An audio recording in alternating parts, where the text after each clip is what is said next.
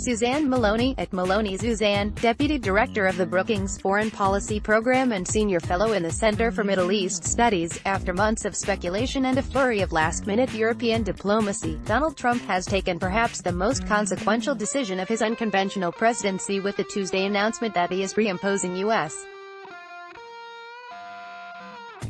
sanctions on Iran in a deliberately provocative breach of the 2015 nuclear agreement with Iran by torpedoing U.S.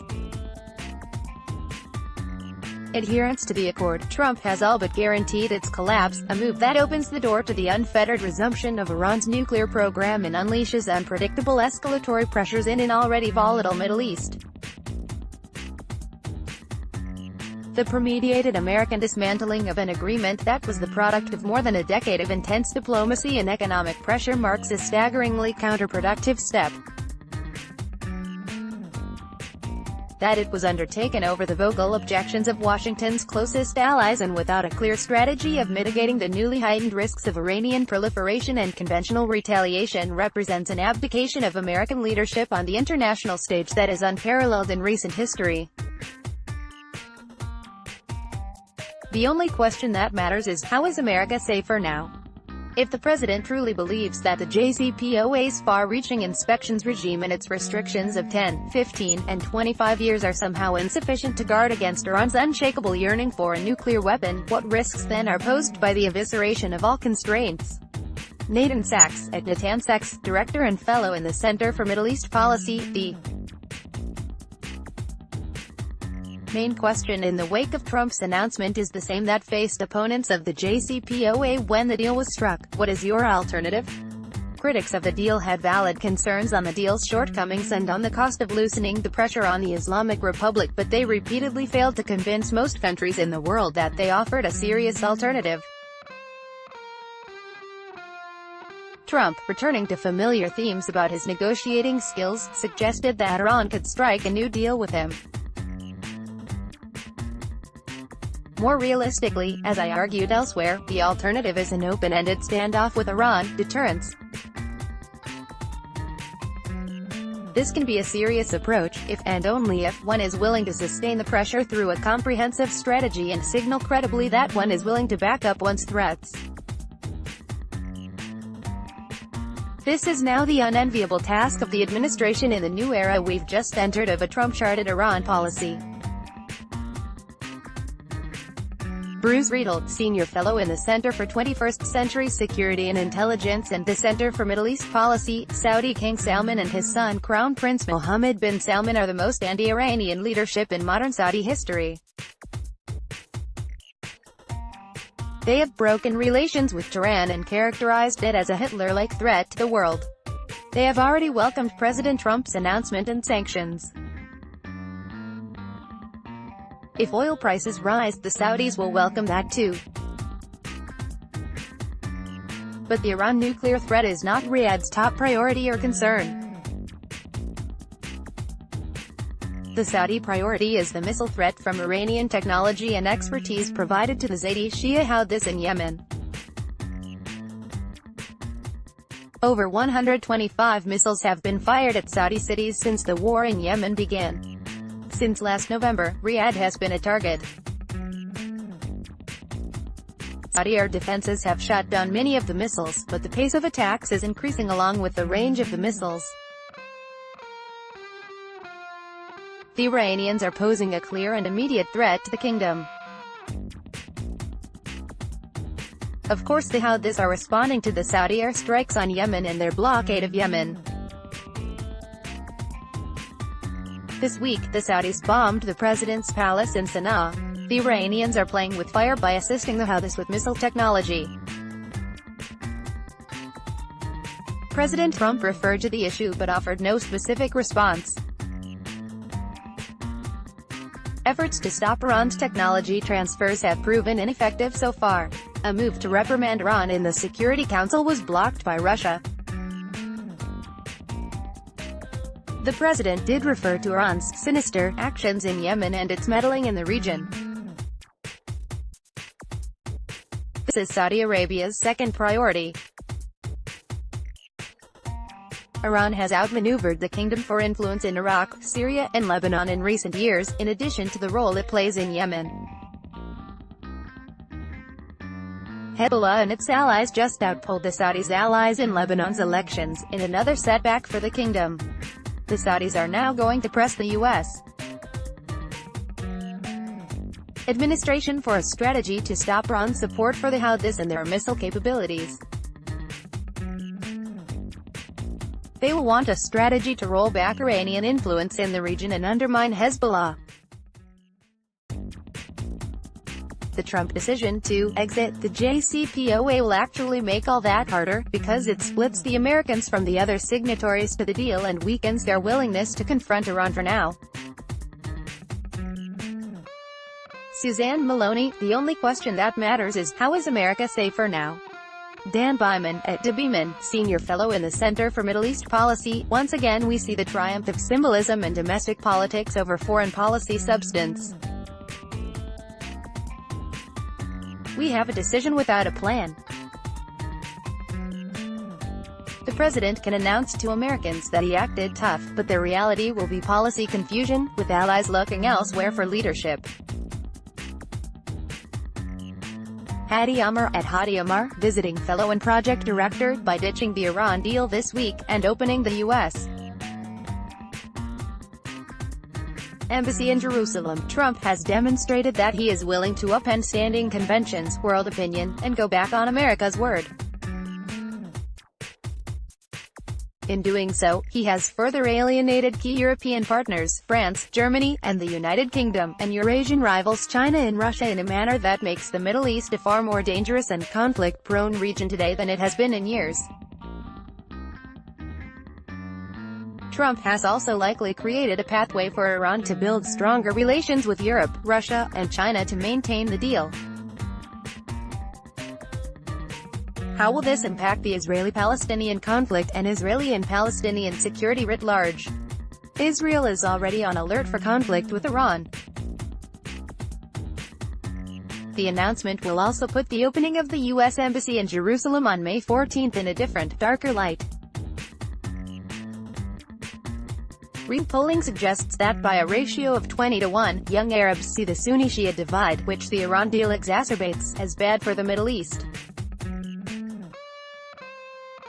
Nearly 60% of young Arabs see the United States as an enemy and by a ratio of 10-1 see the election of Trump as negative for the Arab world. This week, more than ever, the security of the people of the Middle East will depend on Iran's own discipline to stay on its course. Mara Karlin, non-resident Senior Fellow in the Center for 21st Century Security and Intelligence. If one wanted to alienate allies and partners, minimize international support for Iran's accountability, further destabilize the Middle East, suck the oxygen out of efforts to punish Iran for its bad behavior regionally, and demonstrate to North Korea that negotiating with the United States is worth little, then the president's decision today is a smart move. If, however, one recognizes that U.S. allies and partners are our comparative advantage, acknowledges that the international community's pressure has had a meaningful impact on Iran's nuclear program, remains concerned over Iran's support to terrorists and other nefarious regional actors, and appreciates that Washington would hold a parade if it could match the JCPOA's terms for North Korea, then the president's decision today is foolish and short-sighted at best. Samantha Gross, at Samand Energy, Fellow in the Energy Security and Climate Initiative. President Trump's decision to reimpose sanctions on Iran is a sad move for diplomacy, but the repercussions on oil markets will likely be less severe. Oil markets had already priced in the likelihood of renewed sanctions before the president's announcement, with the Brent oil price exceeding $75 per barrel for the first time in nearly 4 years. Prices could rise further in response, but as I write late in the afternoon on the day of the announcement, that hasn't happened.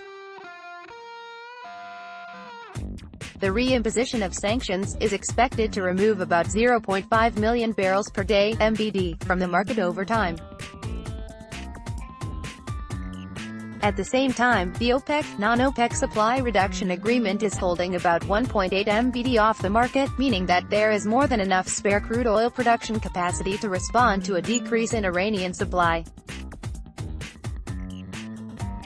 However, there is no guarantee that producers will want to dampen any price increase that might result from the sanctions. Russian and Saudi crudes would be a good match, but both of these countries would be happy to see higher crude oil prices, particularly the Saudis in advance of the potential Saudi Aramco IPO. Frank Rouse, Senior Fellow in the Center for 21st Century Security and Intelligence, support for arms control and non-proliferation agreements, especially the Joint Comprehensive Plan of Action (JCPOA) with Iran, have played a key role in helping build domestic U.S. and allied political support for nuclear modernization and deterrence. My key concern is that the action by the Trump administration to withdraw from the JCPOA could have a negative impact on our ability to maintain this essential consensus for nuclear deterrence, especially at a time when many allies are facing strong domestic political pressure to renounce extended deterrence. Additionally, I fear the decision will make it much more difficult to build international coalitions to address future nuclear proliferation challenges. The decision to withdraw is further complicated by the fact that Iran was in full compliance with its obligations under the agreement, which was confirmed by Secretary of Defense Mattis in recent congressional testimony and in the State Department's 2018 Arms Control Compliance Report. The Trump administration's decision will leave the United States less secure and more isolated. Richard Nephew, at Richard Nephew, non-resident Senior Fellow in the Center for 21st Century Security and Intelligence, the president's decision to restart the U.S. sanctions effort against Iran is a massive gamble that the threat of exclusion from the U.S. economy will be sufficient to bring Iran back to the negotiating table to renegotiate the JCPOA. Iran has been steadfast in its opposition to this concept, as have U.S. negotiating partners. To be effective, the United States will likely have to threaten and perhaps invoke sanctions that damage its own economic interests and those of its allies. Moreover, the United States will have to do so in the absence of international agreement on the necessity of sanctions or their utility in this context. Trump administration is likely to find that completely coerced cooperation is less effective than a multilateral approach accepted by the rest of the world, and, in the end, the United States unintentionally encourages its partners and its adversaries to band together in opposition to a presidential decision, damaging the use of sanctions as a tool in the future. This is a very dangerous moment both insofar as Iran policy and sanctions policy is concerned.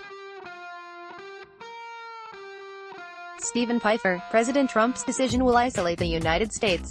Stephen Pfeiffer, at Stephen_Pfeiffer, non-resident Senior Fellow in the Center on the United States and Europe and the Arms Control and Non-Proliferation Initiative, President Trump's decision to restart U.S.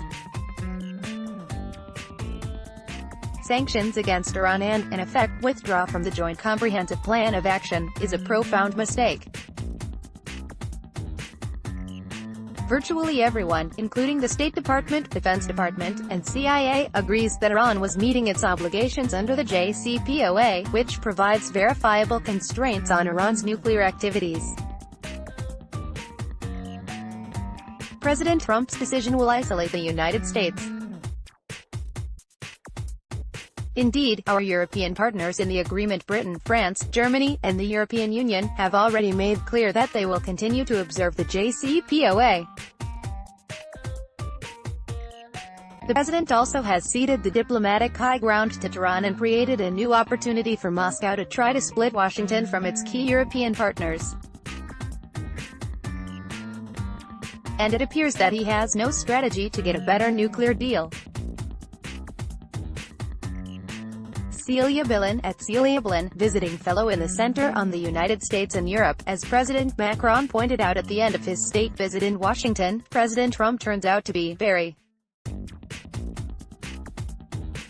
predictable in his disruptive decisions, which were all laid out during his presidential campaign, and on which diplomatic efforts, such as months of negotiations, or offers for a New Deal, have no impact. Europeans are slowly discovering Trump's hot potato doctrine, by which he opens new diplomatic battlefronts, often on previously stable or frozen situations, creating periods of uncertainty and volatility in the international system, and letting others, friends or foes, offer solutions or choose confrontation. What is unpredictable at this point is how the administration will solve the crisis that Trump himself created. Europeans have demonstrated that they stand united in their commitment to JCPOA. Even if U.S. secondary sanctions halt European business dealings with Iran, Europeans will not re-establish sanctions. They will relentlessly try and keep a dialogue open for negotiation with the Iranians, hopefully saving enough time to lure the United States back into the talks, or outlast this presidency. However, it is unclear whether the Trump administration truly seeks a better deal, or whether he and his administration are aiming for regime change. Dror Michman, visiting fellow in the Center for Middle East Policy, President Trump's decision to immediately reimpose strong sanctions on Iran doesn't leave a lot of space for the Europeans to maneuver. Trump's determination, as reflected at the press conference, if he follows through, will force the EU to follow the US lead and comply with the sanctions, thereby demolishing any hope for a separate, supplemental deal without the United States. This will also have a huge impact on the Iranian president and will strengthen the radicals in Iran who always claimed that the West could not be trusted. In the short term, rallying around the flag will suffice, but the Iranian regime has narrow margins to contain, as it did successfully in the past, the sinking economy, rising unemployment, a severe 5-year drought, and growing pressures for more civil freedom. The Iranian economy has severe structural problems and more freedom is difficult to provide without betraying the religious revolution. So, when internal pressure increases, and it will, the regime will have to react in more radical fashion than in the past. In short, we should expect that the Iranian regime will behave more radically, both in domestic and foreign policy. Tamara Kaufman-Witz, Etiquette's senior fellow in the Center for Middle East Policy, rhetorically, the Trump administration presents itself as tougher on Iran than its predecessors, but that's not how it looks from Lebanon, where I just spent a week. Withdrawing from the JCPOA, Trump once again delivered on a campaign promise regarding foreign policy without much concern for the effects on broader U.S. interests or relationships. Amongst the Lebanese I met, Trump's withdrawal from compliance with the JCPOA is seen in Lebanon together with his insistence on withdrawing U.S. forces from Syria, his refusal to pledge any U.S. aid for Syrian refugees at a donor conference 2 weeks ago, his choice to move the U.S. embassy to Jerusalem, and his rupture in relations with the Palestinians. Altogether, the picture is of Trump's determination to abandon a traditional American role managing conflicts and stabilizing the region, instead leaving American partners there empowered to pursue their own agendas unconstrained. As Iran continues to press its advantage in Syria, Israel and Jordan are increasingly alarmed. Many in Beirut fear that the result will be an escalating confrontation between Iran and Israel that might well, like previous rounds of tension, play out on Lebanese territory and at Lebanese expense. Related books.